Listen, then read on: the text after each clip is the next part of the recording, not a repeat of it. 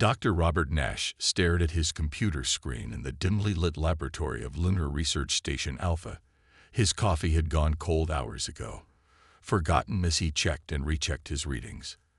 The quantum fluctuation patterns didn't make any sense. They broke every known law of physics, yet there they were, clear as day on his monitor. "Computer, run the simulation again," he said, rubbing his tired eyes. The holographic display came to life, showing waves of energy that seemed to fold in on themselves. These weren't normal space-time distortions. They were something entirely new. Just then, his computer beeped with an incoming call. The face of Katie Morris, his youngest and brightest team member, appeared on screen. Her usual calm expression was replaced with obvious excitement. "Dr. Nash, you need to see this right away." Her voice cracked with urgency. "The quantum sensors in Sector 7 are going crazy. The readings match your theoretical predictions exactly." Nash's heart raced. "Send me the data now," he said, already clearing his other screens. As the numbers poured in, his hands began to shake. This was it, proof that reality wasn't as solid as everyone thought. Meanwhile, in high Earth orbit, Captain Amanda Burke stood on the bridge of the U.S. Intrepid, watching the strange readings that had pulled her ship off its regular patrol route. The ship's sensors had picked up something unusual near the moon's dark side, close to the research station. "Captain," her sensor officer called out, "we're detecting energy signatures unlike anything in our database. They're not coming from our dimension, Mom." Burke walked to the sensor station, her boots making soft sounds on the deck plating.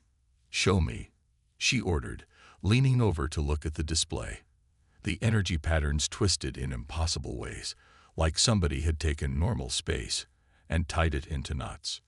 "Get me a direct line to Lunar Research Station Alpha," she commanded, "and someone wake up our science team." Back at the station, Dr. Nash was already preparing for a station-wide briefing. The discovery was too big to keep quiet any longer. As he organized his notes, Katie burst into his office, her tablet displaying new data. "The rifts are growing," she said, pushing her red hair back from her face. "And look at this pattern. It's like they're trying to communicate." Nash studied the new readings. The young scientist was right. There was a clear pattern to the dimensional distortions. Before he could respond, the station's comm system crackled to life. "Dr. Nash, this is Captain Burke of the U.S. Intrepid. We're picking up some unusual readings near your position. Care to tell me what's going on up there?" Nash took a deep breath. "Captain, I think you should dock at the station. What we've discovered, it changes everything we know about the universe." 3 hours later, Captain Burke stood in the station's main conference room with her science officer, watching as Dr. Nash and Katie explained their findings. The holographic display showed multiple layers of reality, all intersecting with their own dimension. "These aren't just random tiers in space-time," Katie explained, pointing to the swirling patterns. "They're doorways. Someone, or something, is trying to break through into our dimension. The real problem," Nash added, "is that these rifts are becoming more numerous and more stable. They're appearing all over the solar system. If we can't find a way to control them, they could tear apart the fabric of our reality." Captain Burke studied the data carefully. After 20 years in space, she'd seen a lot of strange things. But this was different. "What do you need from us, Doctor?" Before Nash could answer, every alarm in the station began blaring at once. The main screen switched to an exterior view, showing a massive tear in space appearing less than a kilometer from the station. Through the rift, they could see something. Shapes that shouldn't exist, colors that hurt to look at. "We need to stabilize that rift now," Katie shouted, her fingers flying over her console. "If it grows any larger, it could swallow the whole station." Nash rushed to his own station. "Captain, your ship's deflector array. Can you modify it to emit a tachyon pulse at these frequencies?" He sent a stream of numbers to her communicator. Burke was already moving. "Lieutenant, get back to the ship. Have engineering make those modifications. We've got 10 minutes at most." As the Intrepid's crew raced to implement the changes, Katie made a startling discovery. "Dr. Nash, look at these readings. The quantum signature. It's not random at all. It's like a fingerprint. Someone is deliberately creating these rifts." Nash's blood ran cold as he studied the pattern. She was right. These weren't natural phenomena. They were weapons. Someone was trying to tear apart their dimension, and Earth was directly in the path of destruction. The next few minutes were chaos as the station's crew and the Intrepid's engineers worked together. Katie's brilliant mind made the final breakthrough, creating what she called a dimension anchor, a modified tachyon being that could stabilize the tiers in spacetime. "Firing now," Captain Burke's voice came over the comm. The Intrepid's deflector dish glowed bright blue, sending a concentrated beam into the heart of the rift. For a moment, nothing happened. Then, slowly, the tear began to shrink. "It's working," Katie exclaimed, watching her readings. "The rift is collapsing back in on itself." But their victory was short-lived. As soon as the first rift closed, 3 more opened up in different parts of the solar system. The station's long-range sensors showed similar tiers appearing near Mars, Venus, and even as far out as Jupiter. Captain Burke's voice was grim when she contacted Earth Command. "This is Captain Amanda Burke. We need to declare a system-wide emergency. We are under attack from something that doesn't play by our universe's rules." Dr. Nash looked at the growing number of rifts on his display, then at Katie, who was already working on improving the dimension anchor design. "Captain," he said, "we're going to need more ships. A lot more ships. And we need to modify them all to fight something we barely understand." In her office on the station, Katie pulled up the basic design for the dimension anchor. With trembling hands, she began to modify it, turning it from a defensive tool into something more. If unknown entities were trying to destroy their dimension, humanity would need weapons to fight back. As the alarms continued to blare, Dr. Nash made one final call to Earth Command. "This is Dr. Robert Nash of Lunar Research Station Alpha. We need to begin immediate production of a new type of battle group. We're no longer just fighting in space. We're fighting for the very fabric of reality itself." The discovery that changed everything had been made. Now, the real work would begin. Humanity had to prepare for a war unlike any they had fought before, a war that would break every rule they thought they knew about the universe. In her quarters that night, Captain Burke looked out at the stars, wondering how many of them might already be under attack from these dimensional invaders. One thing was certain: humanity wouldn't go down without a fight. They never did. Admiral Peter Blackwood stood in Earth's orbital shipyard, watching as workers swarmed over the massive hull of the U.S. Hyperion. The ship would be the flagship of humanity's first dimension-capable fleet, if they could get it working properly. Right now, it was giving everyone headaches. "Sir," First Officer Laura Bennett approached with a tablet in her hand. "The engineering team has finished installing the new dimension anchor systems. They're ready for the first test." Blackwood nodded, his gray eyes fixed on the ship. "And the crew?" "Still training with the new systems. Lieutenant Chris Martinez has been running combat drills around the clock. He says the pilots are getting better at predicting dimensional shifts."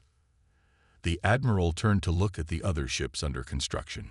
5 more vessels floated in their berths, each one being fitted with experimental technology based on Dr. Nash's discoveries.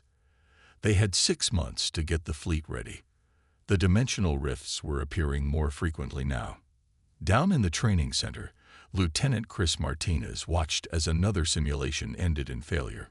His pilots were good, the best Earth had, but fighting in multiple dimensions wasn't something anyone had trained for before. "Again," he ordered, watching as the tired pilots climbed back into their simulators. "This time, remember, the enemy isn't just moving up, down, left, or right. They can come at you from angles that don't exist in our space." One of the pilots, a young woman named Amy Russell, raised her hand. "Sir, I think I see a pattern. When the dimensional rifts appear, there's a slight energy fluctuation 3 seconds before. If we watch for that. Martinez's eyes lit up. Show me. In the Hyperion's engineering section, Chief Engineer Frank Cooper cursed as another power relay burned out. The Dimension Anchor technology demanded more energy than anything they'd ever built before. Try rerouting through the secondary systems, he called to his team. And somebody get me a direct line to Katie Morris at Lunar Station. We need her input on these power fluctuations. Katie's face appeared on his screen moments later. She looked tired but excited.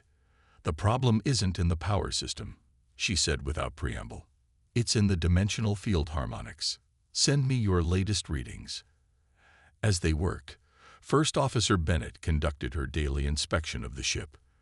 The Hyperion was massive, nearly twice the size of any previous Earth vessel. It had to be, to house all the new systems they were installing. The ship's heart was its dimensional core, a massive sphere of energy that would allow it to detect and navigate dimensional rifts. Around that, layers of conventional and experimental weapon systems were being installed. They didn't know what they would be fighting, so they were preparing for everything. "Ma'am," a young ensign called out, "Dr. Sam Reynolds wants to see you in the sensor lab. Says it's about the D-space detection grid."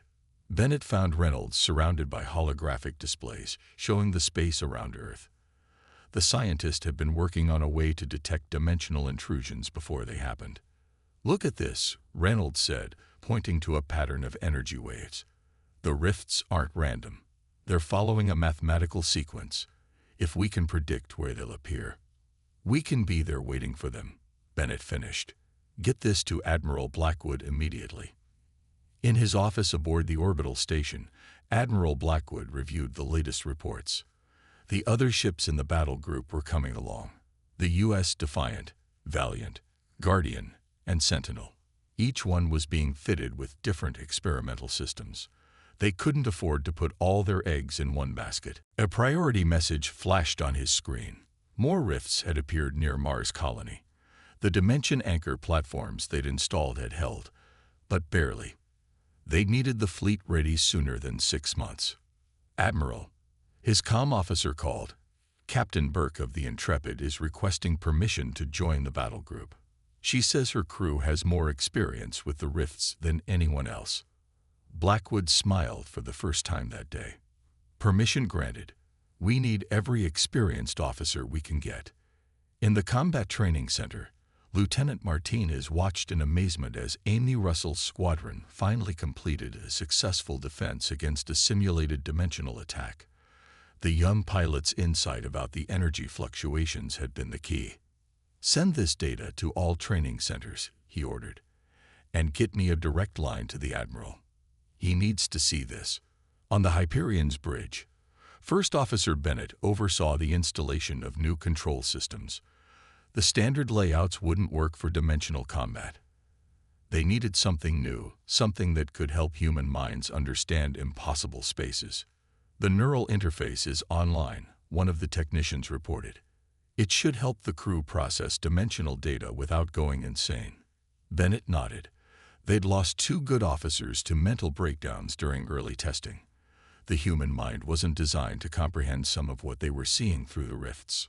In his quarters that night, Admiral Blackwood reviewed the battle group's progress.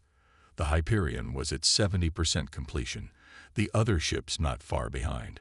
Lieutenant Martinez's breakthrough in combat training would save weeks of preparation time. The D-space detection grid was already operational, giving them early warnings of dimensional intrusions. But would it be enough? A soft chime announced an incoming message. Dr. Nash's face appeared on his screen, looking worried. "Admiral, we've detected something new. The rifts, they're starting to show signs of intelligence. Whatever's on the other side, they know we're preparing for them." Blackwood felt a chill run down his spine. "How long do we have?" "Hard to say, but the mathematical patterns Dr. Reynolds discovered, they're accelerating. We might have weeks, not months." The Admiral stood and walked to his window, looking out at the Hyperion. The massive ship's hull now bristled with weapons and sensor arrays, its sleek lines broken by the experimental systems they'd bolted on. Then we'll be ready in weeks, he said firmly. Humanity hasn't survived this long by backing down from a fight. He opened a channel to all ships and stations in the battle group. This is Admiral Blackwood. As of this moment, we're accelerating our timetable. I want all ships ready for dimensional combat in 3 weeks.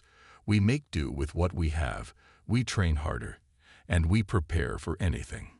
Throughout the fleet, crews doubled their efforts. In the training center, Martinez's pilots ran simulation after simulation. In engineering, Frank Cooper and his team worked around the clock to stabilize the dimension anchor systems. On the bridge, Bennett supervised the final calibrations of the neural interfaces. The battle group was taking shape. 6 ships, crews trained beyond normal human limits, armed with technology that barely existed a few months ago. They would be humanity's first line of defense against whatever was trying to break through from other dimensions. As he watched the activity around his fleet, Admiral Blackwood made a silent promise. Whatever came through those rifts would learn what every other enemy of Earth had learned. Humanity didn't go quietly. They adapted, they fought back, and they won. The battle group would be ready. It had to be. The U.S. Hyperion's bridge was silent except for the soft beeping of instruments. Admiral Blackwood stood at the command center, watching as another dimensional rift opened ahead of them. This time, they were ready. All stations, report, he ordered. Weapons ready, called out Tactical Officer Diana Wright, her hands steady on the controls. Dimension anchor at full power, Chief Engineer Frank Cooper reported from engineering. Communications standing by.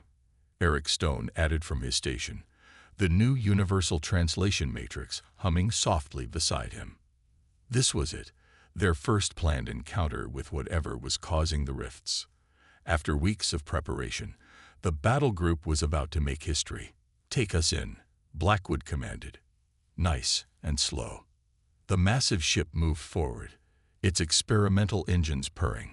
Behind them, the U.S. Defiant and U.S. Valiant took up defensive positions. They had practiced this maneuver 100 times in simulations. Now it was real. As they approached the rift, the ship's neural interfaces kicked in. Everyone on the bridge felt a slight tingle as their minds were helped to process what they were about to see. Without these interfaces, the human brain couldn't handle the impossible geometry of dimensional space. "Sir," Stone called out suddenly, "I'm picking up something. It's like music, but it's not coming through our normal sensors." "Put it through," Blackwood ordered. The sound that filled the bridge was like nothing they had ever heard before. It wasn't music exactly, more like mathematics turned into sound. As they listened, Stone's translation matrix began to process it. "It's a language," he said excitedly. "The matrix is starting to decode it." Before anyone could respond, the rift ahead of them changed. Instead of the chaotic swirl they were used to, it stabilized into a perfect circle. Through it, they could see something. "My God," First Officer Bennett whispered. The beings on the other side of the rift were enormous. They looked like crystals made of pure light, each one bigger than the Hyperion. They moved in ways that hurt to watch, shifting through dimensions as easily as humans walk through air. "We are the Nexus," the translation matrix spoke, converting the mathematical language. "You have disrupted the walls between realities. This must cease." Admiral Blackwood stepped forward. "I am Admiral Peter Blackwood of Earth. We didn't start these disruptions. Our dimension is being invaded." There was a pause as the crystal beings seemed to consider this. "Your species has developed dimensional technology," they finally responded. "This is forbidden. You are too young, too unstable." "With all due respect," Blackwood replied, "we developed this technology because we had to. Something is trying to tear our reality apart." The crystal beings moved closer to the rift. On the tactical station, Wright's hands tightened on her controls. The weapons were ready if they needed them. "You do not understand," the Nexus being said. "We are the guardians of dimensional walls. Your experiments weaken the barriers between realities. All young races must be contained until they are ready. Suddenly, alarms blared across the bridge. Multiple rifts opening. Wright called out, "They're surrounding us." Through the neural interface, everyone on the bridge could feel the dimensional space around them twisting. The Nexus beings were trying to push them back into their own dimension and seal it off.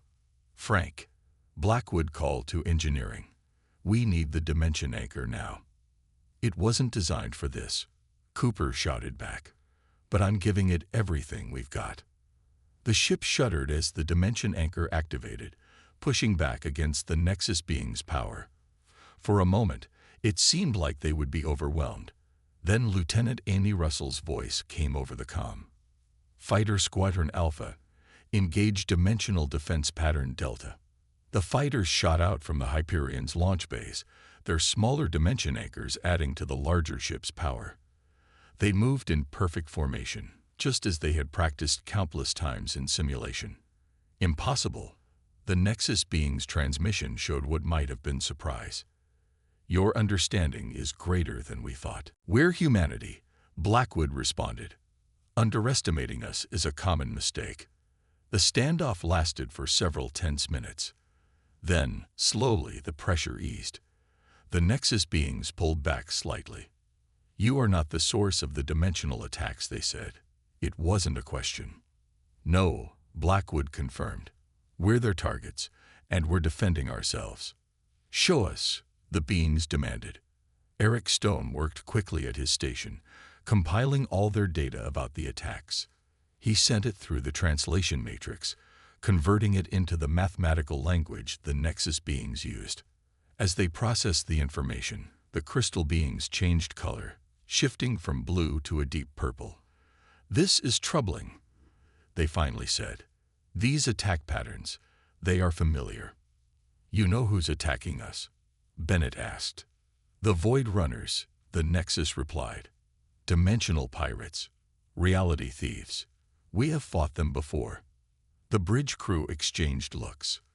They weren't just facing random attacks. They were caught in the middle of a cosmic conflict they barely understood. "Your development of dimensional technology is still forbidden," the Nexus continued. "But we will grant you time to defend yourselves. You have shown unexpected wisdom in its use." "That's not good enough," Blackwood said firmly.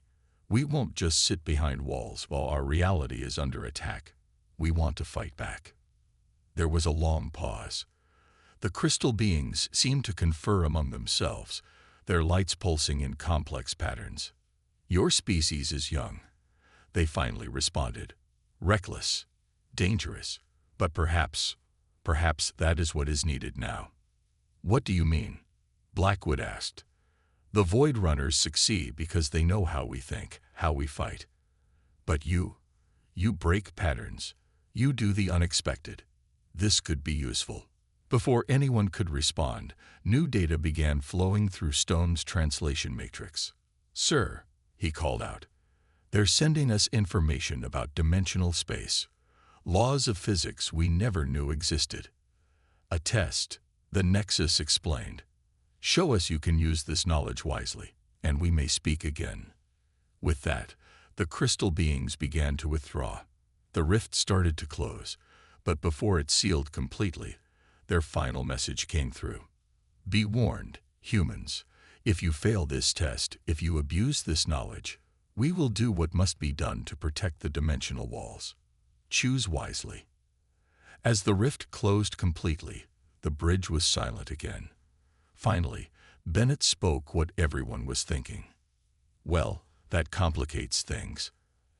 Admiral Blackwood looked at the space where the rift had been, then at his crew. "Send all the new data to Dr. Nash and Katie Morris at Lunar Station," he ordered. "And get me Earth Command. They need to know we're not just fighting to defend ourselves anymore. We're being tested," he added quietly, "and humanity has never been very good at following other people's rules." The battle group began its return to Earth. They had made first contact, but instead of answers, they had found bigger questions.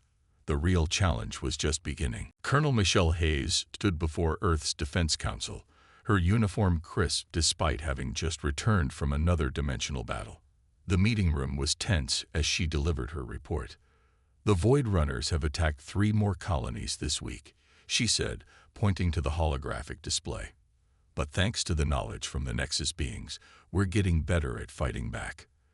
The council members shifted uncomfortably. Some still wanted to follow the Nexus beings' rules and just defend Earth. Others knew they had to do more. "What about the new weapons?" one of the council members asked. Hayes nodded to Chief Engineer Frank Cooper, who stepped forward. "The breakthrough came from an unexpected place," he said, bringing up new images on the display. "We were trying to copy the Nexus beings' technology, but that wasn't working. Then we tried something different." The screen showed Earth's new dimensional weapons. They weren't elegant like the Nexus technology. They were rough, powerful, and very human. "We don't fold space like they do," Cooper explained. "We punch through it. It's not pretty, but it works." In his laboratory at Lunar Station, Dr. Nash was studying the strange patterns that Science Officer Paul Newman had discovered in the dimensional rifts. They looked familiar somehow, like he'd seen them before. "Dr. Nash." Katie Morris burst into the lab, her eyes wide with excitement. "You need to see this. Remember those energy readings we couldn't explain? Look what I found in the data from the Nexus beings." She pulled up 2 images side by side. One showed the patterns they'd discovered when they first detected the dimensional rifts. The other showed ancient dimensional ruins that the Nexus had documented. "They're the same," Nash whispered. "The Void Runners aren't creating new rifts. They're reopening old ones." On the bridge of the U.S. Hyperion, Admiral Blackwood received their report with growing concern. If the Void Runners were using ancient paths through dimensions, that meant this wasn't a new war. It was a very, very old one. "Get me Colonel Hayes," he ordered, "and contact Eric Stone in communications. We need to know if the Void Runners left any messages in those old rifts." Stone had been working with the translation matrix nonstop since their meeting with the Nexus beings. The mathematical language was starting to make sense to him now. Sometimes he even dreamed in it. "The patterns aren't just paths," he reported to Blackwood. "They're warnings. The ancient civilizations that made these rifts were trying to tell us something." Before he could explain more, alarms blared throughout the ship. Diana Wright's voice came over the comm. "Multiple hostile rifts opening. This is a big one." The battle group moved into formation. They had practiced this hundreds of times now. The U.S. Defiant and U.S. Valiant took up defensive positions while fighters launched from their base. "This is different," Lieutenant Amy Russell reported from her fighter. "The rifts, they're forming some kind of pattern." Through the neural interfaces, the crew could see what she meant. The Void Runners weren't just attacking randomly anymore. They were trying to create something. "It's a key," Stone suddenly realized, his translation matrix lighting up with activity. "They're trying to unlock something." Colonel Hayes ordered her defense teams to their stations. All around Earth, dimensional defense platforms powered up. They had built dozens of them since the first attacks, each one stronger than the last. "Whatever they're trying to unlock," she said grimly, "we're not going to let them do it." The battle that followed was like nothing they had seen before. The Void Runners emerged from their rifts, dark, twisted shapes that moved wrongly through space. But Earth was ready for them. Fighter squadrons led by Russell dove through impossible angles, their dimensional drives letting them match the enemy's movements. The larger ships fired their new weapons, tearing holes in reality itself to strike at their targets.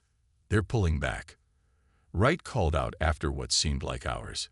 "Whatever they were trying to do, we stopped it." But Stone wasn't celebrating. He was staring at his readings with growing horror. "No," he said. "We didn't stop them. This was just a test. They wanted to see our defenses." In the aftermath, Colonel Hayes met with Admiral Blackwood and Dr. Nash on the Hyperion. The news wasn't good. The ancient ruins, the old rifts, the key they were trying to create, Nash explained. "It's all connected. The Void Runners aren't just pirates. They're trying to wake something up. Something the Nexus beings imprisoned a long time ago, Hayes added. That's why they're so interested in us. We're fighting their old war. Blackwood looked out at Earth through the ship's window. Then we need to fight it better than they did, he said firmly. Stone, send a message to the Nexus beings. Tell them we're not just going to defend ourselves anymore. We're going hunting. The response came faster than they expected. The Nexus beings appeared through a small rift, their crystal forms glowing with what might have been anger. You were told to defend only, they said through the translation matrix. This is not your war. It became our war when they attacked us, Blackwood replied. And we're not going to sit and wait for them to wake up whatever ancient horror they're after. The Nexus beings' colors shifted rapidly. You cannot understand the forces you speak of, they warned. Maybe not, Hayes stepped forward. But we understand fighting. And we're very, very good at it. To everyone's surprise, the crystal beings' colors settled into a deep blue. Perhaps, they said slowly, this is why you were chosen. Chosen? Nash asked. What do you mean? The Void Runners did not find your dimension by accident. The Nexus explained. You were attacked because you are different, unpredictable, dangerous, just as we once were before we learned to fear chaos. The implications of that statement hung in the air. Humanity hadn't just been attacked. They'd been selected, tested, and now they had a choice to make. So, Blackwood said, are you going to try to stop us? The Nexus being's response was simple. We are going to watch, and hope we have not made a terrible mistake. As the crystal beings vanished, Colonel Hayes turned to the others. Well, she said with a grim smile, I guess it's time to show them what humanity does best. Breaking rules, Stone suggested. No, Hayes replied. Breaking expectations. The battle group began preparing for their first offensive operation. They weren't just defending Earth anymore. They were taking the fight to the enemy. And somewhere in dimensional space, in rifts older than Earth itself, something ancient stirred in its prison, waiting to be awakened. The U.S. Hyperion hung in dimensional space, its massive hull gleaming under the light of impossible stars. Around it, the rest of Earth's battle group waited in formation.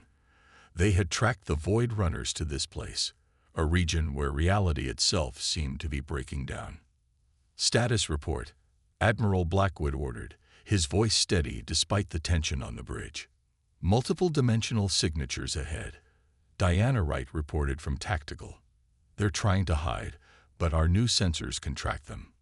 Lieutenant Amy Russell's fighter squadrons floated near the larger ships, ready to launch. They had come a long way from their first training sessions. Now they moved through dimensional space as if they had been born to it. Sir, Eric Stone called from communications. I'm picking up strange readings. They're similar to the ancient messages we found, but stronger. Before anyone could respond, space twisted around them. Dozens of rifts tore open, and through them came the Void Runners. Their dark ships looked like tears in reality, moving in ways that should have been impossible. Battle stations, Blackwood commanded. All ships, execute Operation Dimension Break. The battle that followed was unlike anything in human history. The Hyperion's weapons fired, sending beams of energy that cut through dimensional walls. Fighter squadrons dove through rifts that opened and closed in seconds, striking at the enemy from angles that shouldn't have existed. They're targeting the U.S. Vanguard, Wright shouted as enemy fire concentrated on one of their ships. Captain John Rivers' voice came over the comm from the Vanguard. We see them. Activating dimensional shields. The new shield technology, developed from the Nexus being's data, held against the first wave of attacks.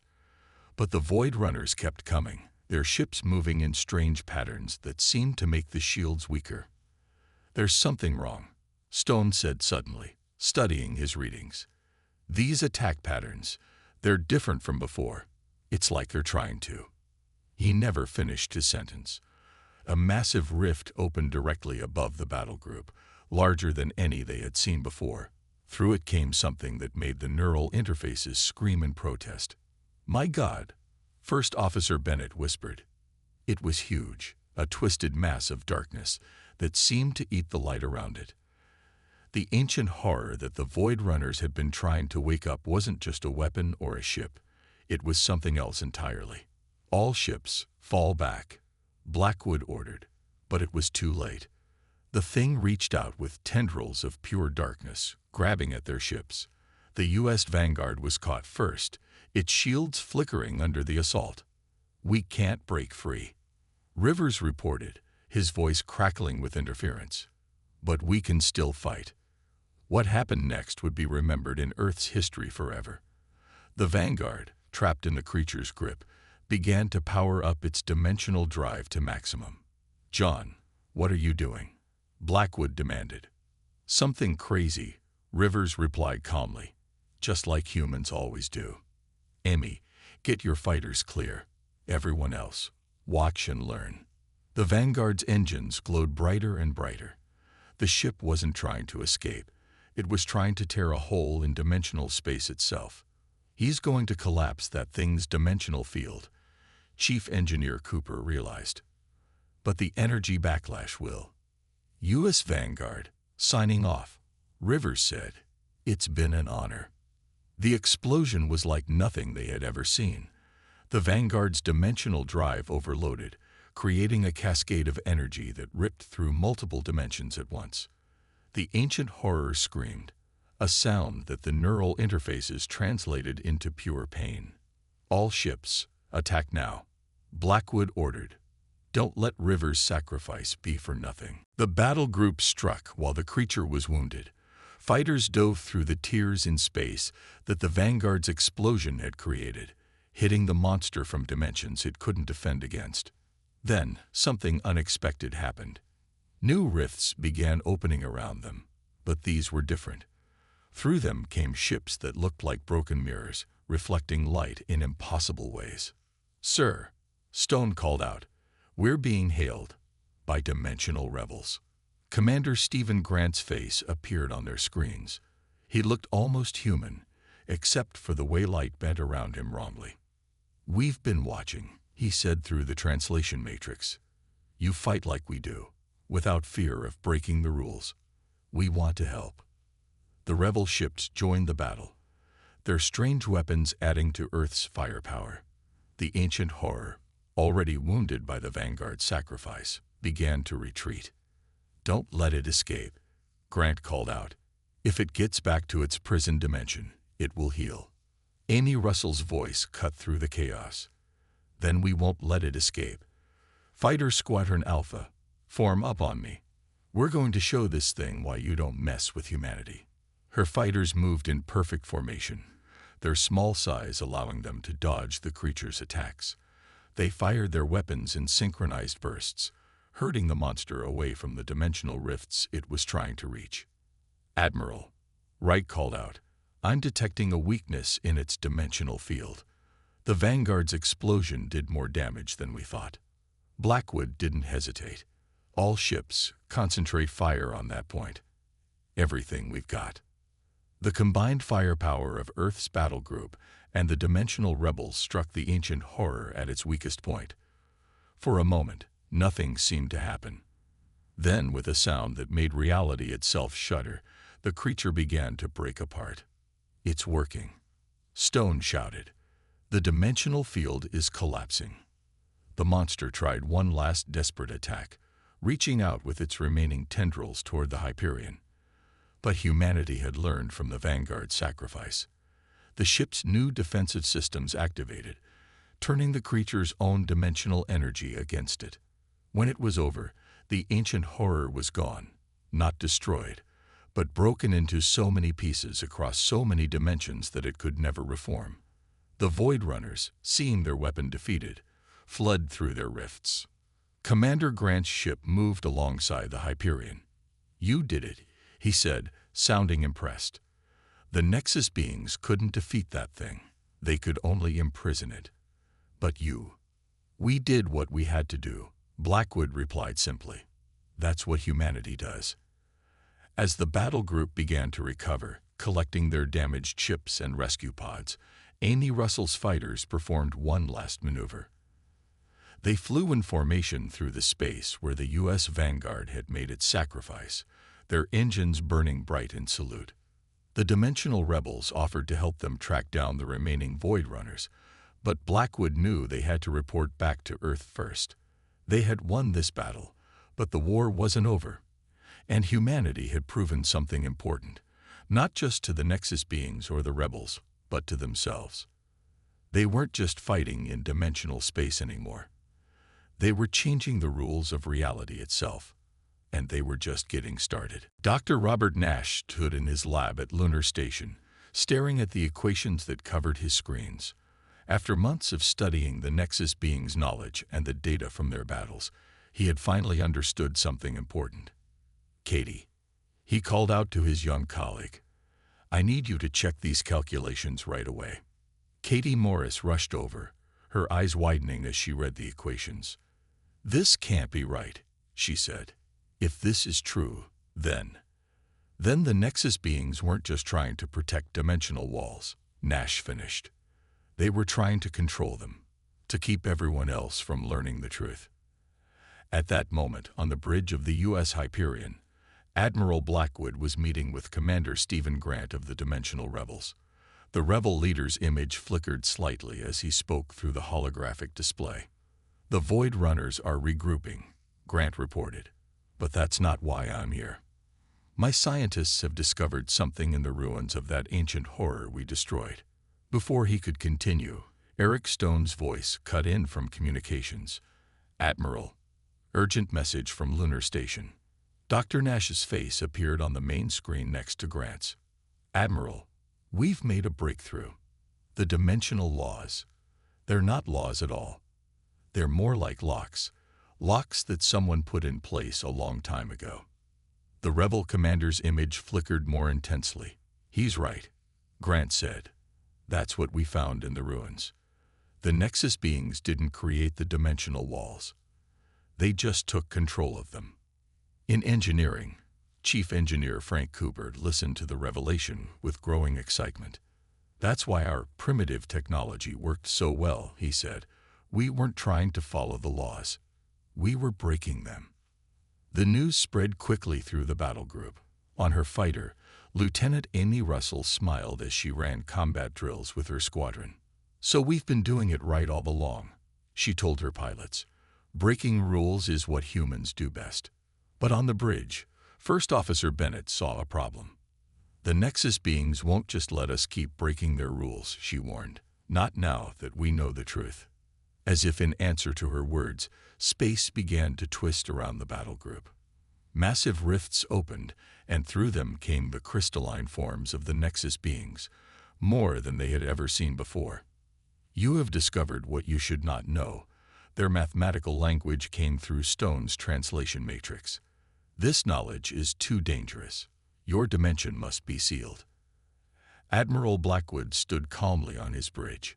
"Before you do that," he said, "you might want to look at what Dr. Nash has been working on."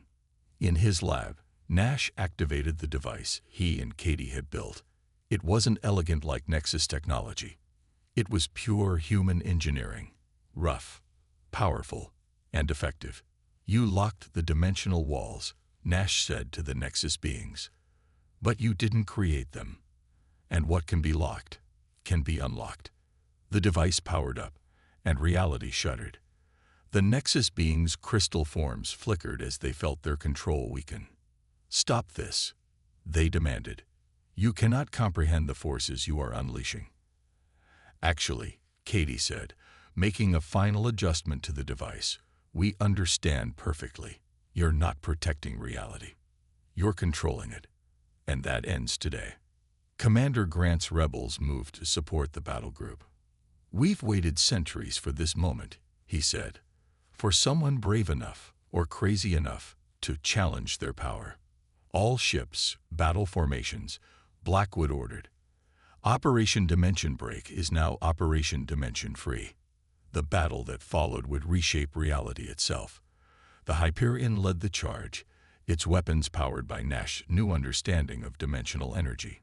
Fighter squadrons under Russell's command darted through spaces that were truly free for the first time in millennia. The Nexus beings fought back with all their power, but they had grown too dependent on the laws they had created. Humanity's willingness to break rules, to try the impossible, gave them an advantage that no amount of ancient technology could match. Their control is weakening, Stone reported from his station. The translation matrix is picking up something else. Other voices. Through the dimensional rifts came new beings, species that had been locked away by the Nexus beings' laws. Some looked almost human, others were completely alien, but all of them joined the fight for freedom. Diana Wright's tactical station lit up with new allies. We're being joined by ships from at least 12 different dimensions, she called out. They're all fighting with us. The Nexus beings tried one last desperate move. They attempted to collapse all dimensional space, to reset everything back to their controlled version of reality. But they had forgotten one important thing. They were facing humanity. U.S. Hyperion. Nash's voice came through clearly. Fire the dimension anchor directly at the center of their formation. Katie and I have modified it. Instead of closing dimensional rifts, it's going to break their control completely, Katie finished. All ships, get ready. This is going to be big. Admiral Blackwood gave the order without hesitation. Fire. The modified dimension anchor struck the heart of the Nexus being's formation. For a moment, all of reality seemed to hold its breath. Then, with a sound that no human ear could truly hear, the locks shattered. Dimensional walls didn't collapse. They didn't explode. They simply freed themselves. The Nexus being's control over reality itself broke, and the universe became a much larger place. In the aftermath, as the battle group regrouped with their new allies, Commander Grant approached the Hyperion again. You did it, he said simply. Humanity actually did it. You broke the laws that even we thought were unbreakable. The Nexus beings retreated, their power broken. They were still strong, still dangerous, but they were no longer the unchallenged rulers of dimensional space. In his lab, Nash looked at the new readings with amazement. The dimensional walls aren't gone, he reported. They're just natural now, working the way they're supposed to work. And the Void Runners? Bennett asked. Without the Nexus beings' artificial laws to hide behind, they'll be easier to track, Grant replied. My people will help hunt them down. Admiral Blackwood looked out at the changed space around his ship. Representatives from dozens of newly freed dimensions were requesting contact, offering alliance and friendship. Humanity had done more than break the laws of reality. They had freed everyone bound by them. Send word to Earth, he ordered Stone. Tell them the universe just got a lot bigger and a lot more interesting. The battle group began their journey home, but everyone knew this was just the beginning. They had shattered the cosmic laws, but now they had to help build something new, something free. As Katie said to Nash while they studied the readings from the newly awakened dimensions, we didn't just break the rules. We rewrote them. And this time, everyone gets a say in what they are. The universe would never be the same, and humanity, as always, was ready for whatever came next.